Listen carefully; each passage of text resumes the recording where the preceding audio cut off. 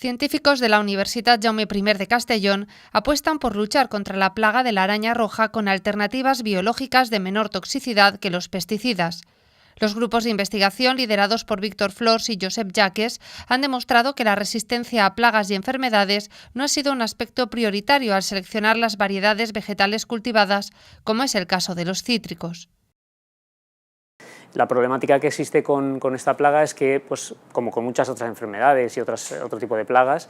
es que se han estado seleccionando variedades y patrones de cítricos y también de tomate, etcétera, que tienen sobre todo aspectos muy vistosos para el consumidor, pero se han dejado a veces algunos aspectos relativos a la resistencia a enfermedades y a plagas, pues se han dejado un poco de lado. Entonces hemos conseguido pues, cítricos de mucha calidad, pero son cítricos que son muy susceptibles a enfermedades y a plagas, y esto nos ha obligado a utilizar muchos pesticidas.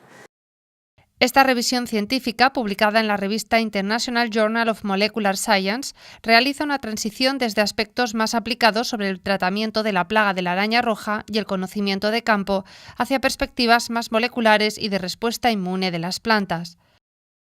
Nosotros lo que hemos hecho ha sido aprender de aquellos patrones de cítricos que son resistentes a la plaga, y hemos puesto ese conocimiento a disposición pues, de cualquier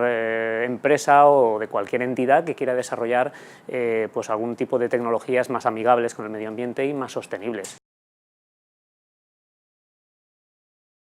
Los investigadores de la UJI defienden el uso de tecnologías más sostenibles. Consideran que se debería reducir la utilización de pesticidas para que plantas cultivadas dispongan de defensas propias para protegerse por sí mismas y al mismo tiempo producir alimentos más saludables.